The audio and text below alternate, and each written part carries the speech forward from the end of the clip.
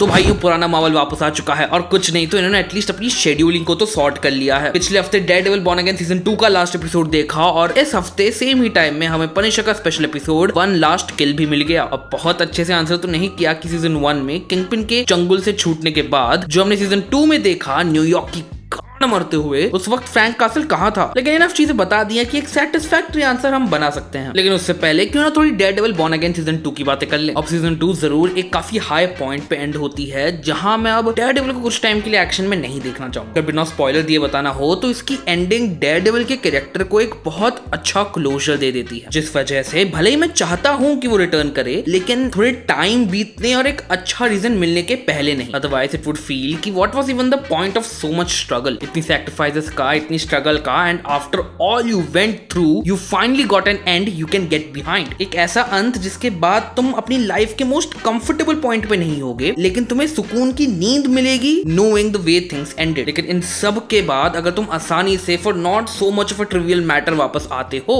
Then there was no point for such an ending and you could have just been forgiven for what you did. अब मैंने बहुत अच्छा काम किया है बिना कोई स्पॉइलर के इस एंडिंग के बारे में अपना ओपिनियन बताने में, because if you have watched it you know तो at least I deserve a like. Free है लाइक 10 सेकंड लगेंगे, you can just give it and continue watching the video. है लेकिन अब अगर सीजन 2 एज अ होल पे बात करें it was a little bit weak। Episode 1 देखने में बहुत मजा आया और जैसे उसकी पेसिंग थी और एक ग्रिप था तुम्हारे अटेंशन पे, it was fun and it makes sense क्योंकि जिन्होंने सीजन 2 के पहले दो एपिसोड्स को डायरेक्ट करा है उन्होंने ही लोकी सीजन 2 और डेयरडेविल बॉर्न अगेन सीजन 1 के आखिरी के दो एपिसोड्स को भी डायरेक्ट करा है। इवन तो मुझे एपिसोड 2 का बहुत ज्यादा याद नहीं लेकिन एपिसोड 1 का याद है कि मजा आई थी मुझे। अब सीजन 1 का हर हफ्ते एपिसोड देखा है मैंने और हर हफ्ते उस पर वीडियो भी बनाई है तो मजा आ रही थी मुझे उसे देखने में। लेकिन सीजन 2 3-4 हफ्ते छोड़ दिया करता था और जब बाद में इसकी याद आती थी तब साथ में देखा था मैं। एंड आई ऑल्सो थिंक कि इसकी एंडिंग का इम्पैक्ट ज्यादा रहता अगर 2 सीजन की जगह 1 सीजन होता और 11 एपिसोड्स में इसकी स्टोरी को दिखा दिया जाता। छोटा सा अगर स्पॉइलर देना हो तो जैसा लोग मैट को सीजन 1 की स्टार्ट से बोल रहे थे कि लीगल सिस्टम उसके फेवर में काम नहीं कर रहा, he has to cross the lines, तो सीजन 2 के एंड में कहीं ना कहीं वो लीगल सिस्टम का ही इस्तेमाल करके जीतता है। पर क्योंकि वो 2 सीजन में बढ़ गया था उसका बिल्डअप ब्रेक हो जाता है बीच में एंड इस वजह से जब लीगल सिस्टम द्वारा रॉन्ग्ड लोगों के एग्जाम्पल में विक्टर अयाला का नाम उठता है क्योंकि हमने उसकी मौत को सीजन 1 में देखा था आखिरी बार, उस एग्जाम्पल का उस नाम का वेट नहीं रहता। एंड अब अगर बात करें Punisher special episode Punisher 1 last किल के बारे में